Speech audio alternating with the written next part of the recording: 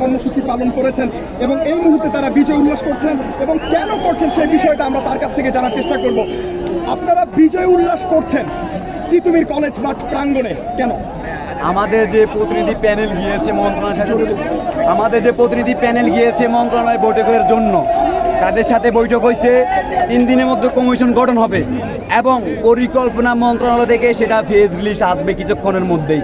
এই খবরে তিতুমিরের ক্যাম্পাসে যে আনন্দ সেটা ছড়িয়ে গিয়েছে। আমাদের বিশ্বাস ছিল যে তিতুমির বিশ্ববিদ্যালয় হওয়ার সম্পূর্ণ যোগ্যতা রাখে। 27 বছর ধরে আমরা 27 বছর ধরে বৈষম্যের শিকার। আমাদের ম্যান্ডেট ছিল আজকে আমরা তিতুমির বিশ্ববিদ্যালয়ে কমিশন গঠন হওয়ার পর্যন্ত রাস্তায় থাকবো। যদি আজকে যদি কমিশন গঠন হওয়ার ডাক না আসতো তাহলে আমরা 1 মাস লাগলে 1 মাসের রাস্তায় থাকতাম।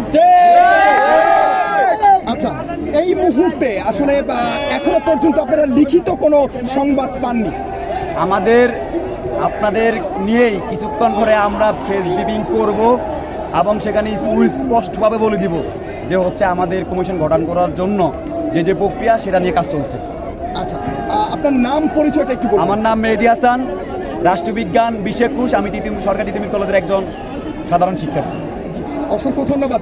আপনার কাছ থেকে একটু জানতে চাইবো, এই যে শিক্ষা মন্ত্রণালয় থেকে আপনাদেরকে যে আশ্বাসটা দেওয়া হয়েছে স্বতন্ত্র বিশ্ববিদ্যালয় কমিশন গঠন করার ব্যাপারে এবং আগামী 3 কার্য দিবসের মধ্যে সেটা কথা বলা হয়েছে, এই বিষয়টা কেমন লাগছে, কিভাবে দেখছেন?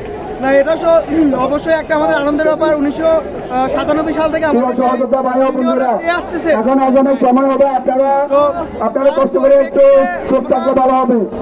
আমরা বারংবার ফিরেছি, কিন্তু এবারে যে আমাদের আন্দোলনের অংশগ্রহণে বিশেষ করে আমরা যারা আছি বর্তমান শিক্ষার্থী এবং আমাদের প্রাক্তন শিক্ষার্থী আমাদের সমর্থনে ছিল।